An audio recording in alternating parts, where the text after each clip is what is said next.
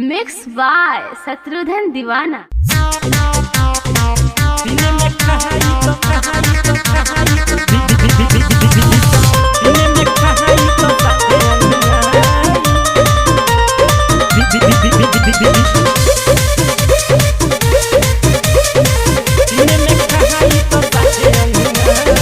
सखी हो कौनो उपाय दो बताई, नैहर के यार कैसे ससुरा में आई।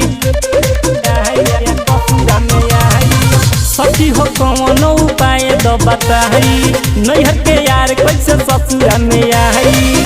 मजली है मोरा यार सेवा करी है भता, मजली है मोरा यार सेवा करी है भता। हमके डोबल मजा भेटाई भेटाई भेटाई।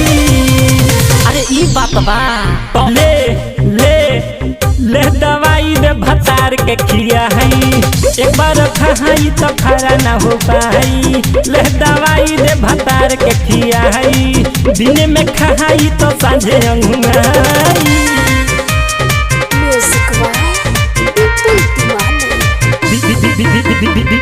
दिन में खाई तो सांझे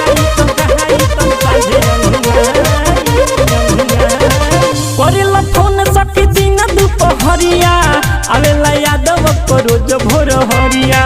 अरे बड़ा दुख बहो तो भोर हरिया, करेला फोन सखी दिन दुपहरिया, आवेला यादव को रोज भोर हरिया।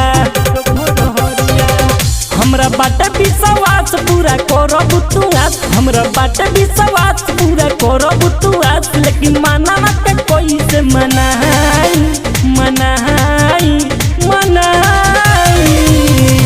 अन्ना मन बेटा ले ले ले दवाई दे भतार के खिया है, ले दवाई दे भतार के खिया है। एक बार खाई तो खरा ना हो पाई, दिन में खाई तो सांझे अंगुआई।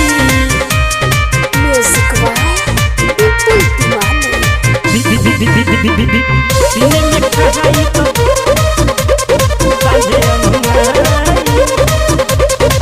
सखी हो कौन उपाय तू लगवलू, राइटर विजय के तू बोलवलू बोलवलू। सखी हो कौन उपाय तू लगवलू, राइटर विजय के तू बोलवलू बोलवलू। उहे हम के बता दो तू जितेंद्र के बोला दो, उहे हम के बता दो तू जितेंद्र के बोला दो। अब दिलवा के दुख न सहाई सहाई सहाई। अरे सहले अना सहबे तो ले ले ले दवाई दे भतार के खिया है, एक बार खाई तो खरा ना हो पाई। ले दवाई दे भतार के खिया है, दिन में खाई तो सांझे अंगुआई। अरे जोरे भगवती डबल मजा खोजत रे। अरे हाँ ये सखी। Bhojpuri recording studio Jaipur Rajasthan road number 17।